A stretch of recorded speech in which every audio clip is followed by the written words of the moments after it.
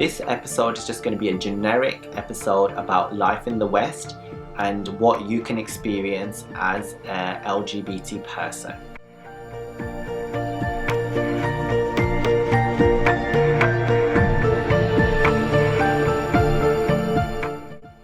Welcome back to the Refugee series. This is episode 6 and this is about the life in the West.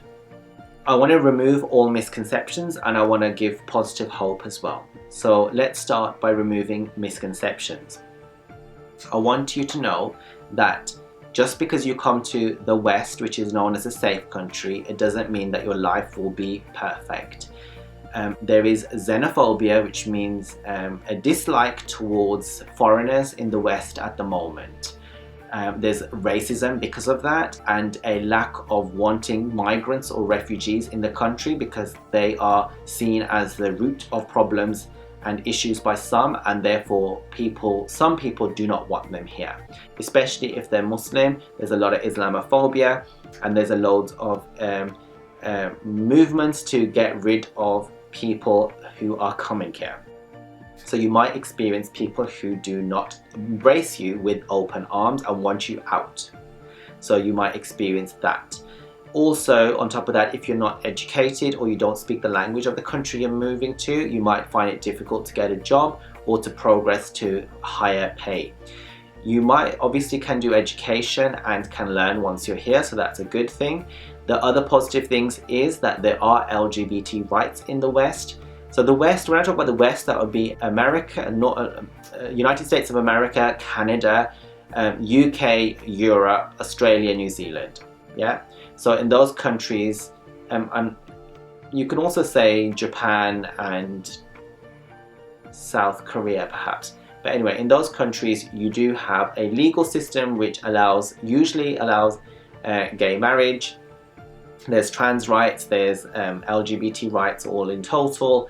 There's access to mental health support. You have legal support through lawyers if anything happens to you, if you experience discrimination, which you may do. Like I said, you might get discriminated at work. Even though it's illegal, you'll have to take them to court or lodge a complaint through the internal systems or external if they don't do anything about it. So it doesn't mean just because you come to the West, you won't experience homophobia or name calling, especially if you move to a country where there's a huge diaspora of your people. So for example, if you are Afghan and you come to the UK, there's a sizable Afghan community, and if they discover you are gay, then they may say things to you or try to kill you perhaps, I don't know. But you've also got the protection of the police, which are generally very good. There's communities, there's NGOs, there's lots of support available.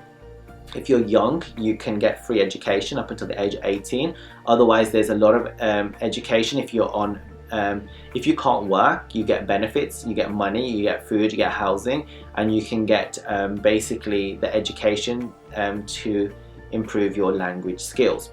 So that is very, very good.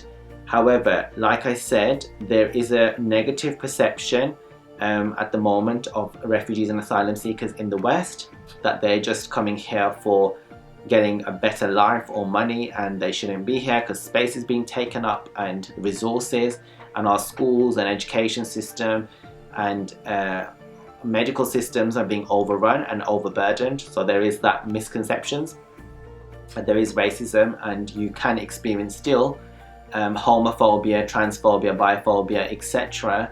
in workplaces, in education, in community. However, you do have ways of dealing with it here. You have a good legal, political justice system and the police who will help you, and you would normally do a complaint through the company first, through the grievance procedure to report them, and if they do not do a proper investigation and outcome, you can report it to outside agencies or take them to court. So that's fine. So that is the life in the West, and if you want to know more about that, please look at the Gay Life Abroad series where you can know more. If you liked what I said, please like this video, share it with whoever you think may benefit, and leave a comment below. Thank you very much.